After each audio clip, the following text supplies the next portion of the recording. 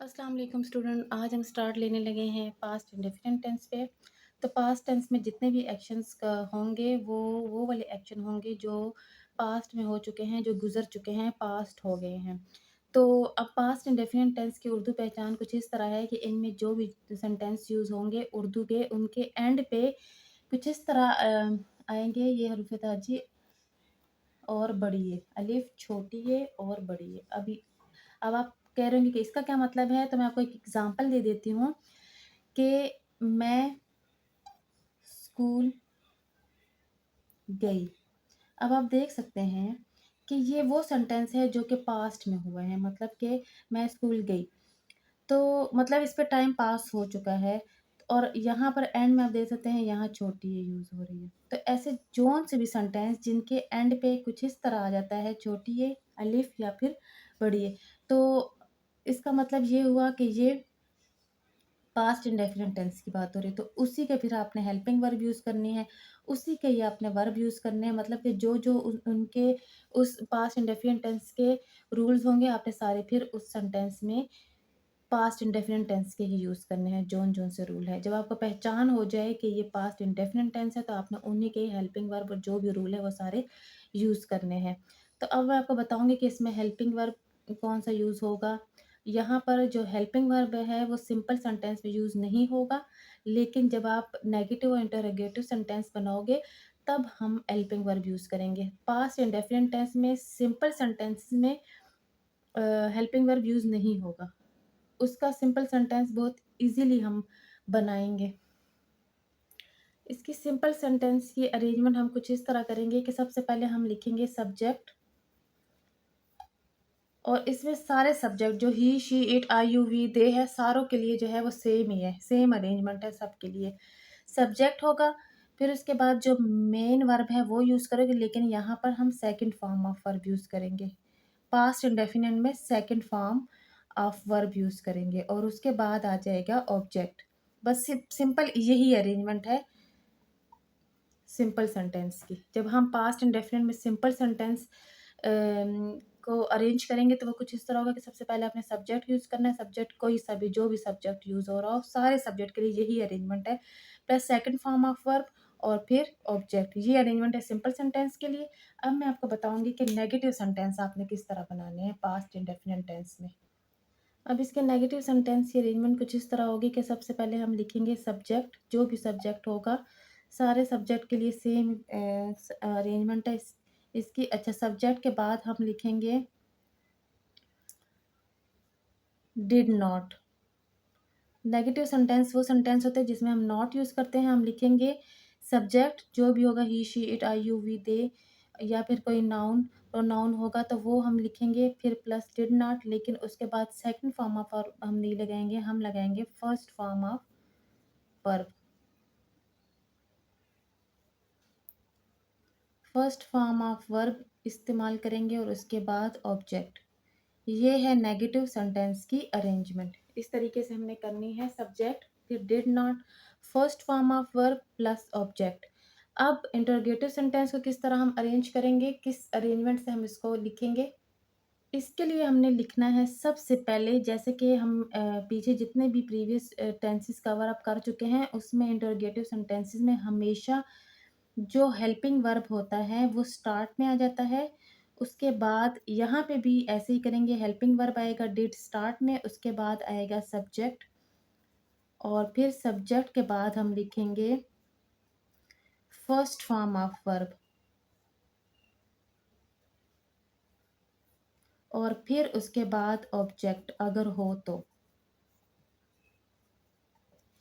ये अरेंजमेंट है इंटरोगेटिव की। अब हम इसे कुछ एग्जांपल करेंगे जिससे ये तीनों अरेंजमेंट, जो तीनों सेंटेंसेस हैं, सिंपल सेंटेंस, नेगेटिव, इंटरोगेटिव, वो हमें क्लियर हो जाएंगी। तो यहाँ मैंने कुछ एग्जांपल्स लिखी हैं। ये एग्जांपल जब हम करेंगे तो आपका कॉन्सेप्ट और भी क्लियर हो जाएगा पास्ट इंडेफिनिट के लिए। तो फर्स्ट एग्जांपल है, हमने मैच नहीं खेला, जो कि नेगेटिव सेंटेंस है और इसके एंड पे हम इसकी पहचान करेंगे यहाँ से। ये जो एंड वाले हैं यहाँ से पहचान करेंगे, यहाँ अलिफ आ रहा है, इट्स मीन कि ये पास्ट इंडेफिनिट टेंस है। तो उसके ही हम रूल्स यूज़ करेंगे, नेगेटिव सेंटेंस के लिए जो अरेंजमेंट थे हम वो यूज़ करेंगे। तो उसके लिए क्या था, सबसे पहले हमने सब्जेक्ट लिखना है वी, उसके बाद डिड नॉट, वी डिडंट, और उसके बाद first form of verb, second नहीं, डिड में हम डिड के बाद, डिड नॉट के बाद first form of verb use होती है, मतलब डिड के साथ first form of verb use होती है। तो we didn't play the match.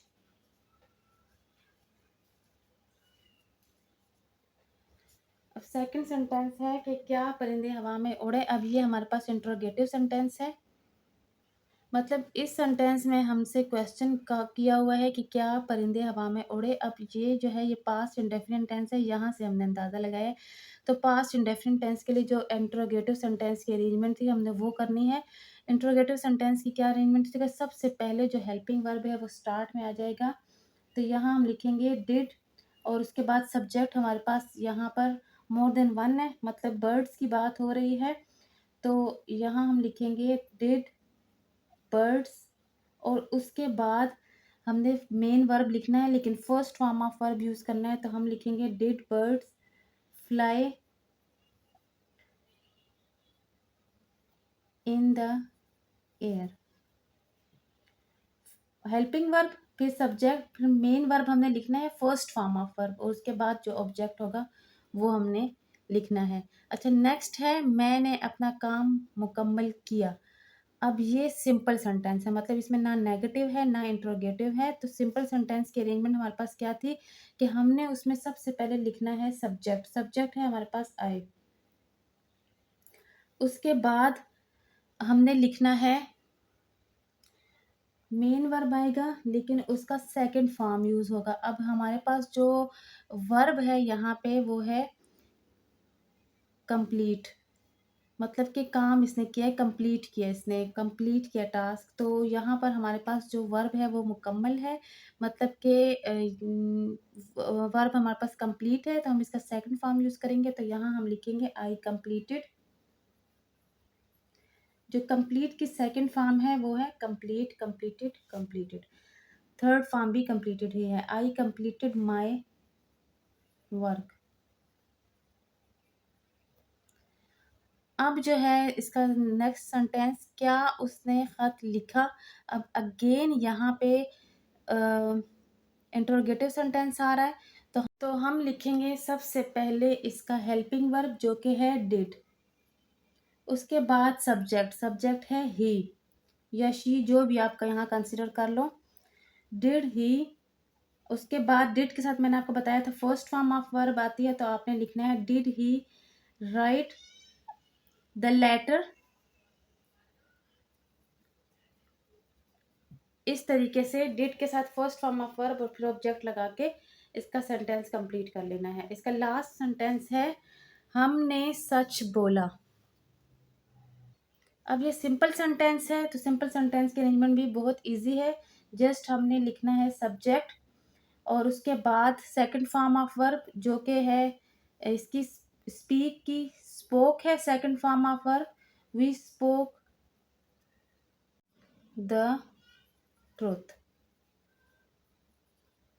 ये है इसकी इंग्लिश ट्रांसलेशन। तो सिंपल तो बहुत इजी है, उसमें just subject second form of verb, her subject के लिए सिंपल सेंटेंस की अरेंजमेंट सेम है।